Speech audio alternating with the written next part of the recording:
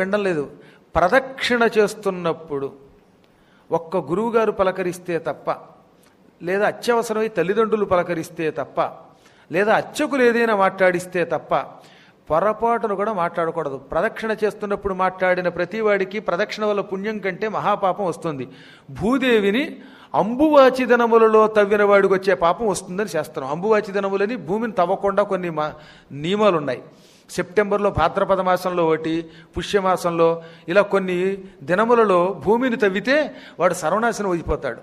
అటువంటి వాడికి ఏ పాపం వస్తుందో దేవతలకి ప్రదక్షిణ చేసినప్పుడు మాట్లాడితే కూడా అంత దోషం వస్తుంది. ఈ రోజు నుంచి మీరు గుర్తుపెట్టుకోండి, ప్రదక్షిణ చేస్తున్నప్పుడు ఏం కొమ్మలిగిపోతుంది. అప్పుడే 108 ప్రదక్షిణ నవగ్రహాలకు చేస్తూ హఠాత్తుగా మధ్యలో ఆగిపోయేదో మంచి ఆబోతులాగా ఇంత శరీరం వేసుకుని నేను ప్రదక్షిణ చేస్తున్నాను వెనకాతల పెద్ద గొంతుకు వేసుకున్నమాట, హలో హలో ఏమిటి హలో, నీ బతుకు పొలం అవుతుంది. వద్దు, అంత కఠినంగా చెప్పకపోతే మీకు అర్థం కావట్లేదు. అందుకని కొన్ని సందర్భంలో గట్టిగా అనుకున్నా, మీరు నన్ను ఏమనుకున్నా పర్వాలేదు, కానీ ఇక్కడ కూర్చున్నప్పుడు మాత్రం మేము విక్రమార్క సింహాసనంలో చెప్పవలసిందే.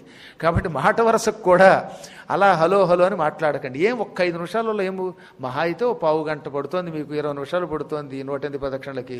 లేదో 9 ప్రదక్షిణలు చేస్తున్నారు, ఒక 3 ప్రదక్షిణలు చేస్తున్నారు. మన పాపాలు వదిలించుకోవడానికి వచ్చి కొత్త పాపాలు ఎందుకు పుచ్చుకోవడం? చెయ్యకపోతే ఒక పాపం, చేసేటప్పుడు ఈ దోషాలు ఎందుకు? ఇవి పెద్ద కష్టము కూడా కాదన్నమాట. ఇవి కొంచెం జాగ్రత్తగా చెయ్యండి. అలాగే ఇప్పుడు ఈ ధర్మశాస్త్రం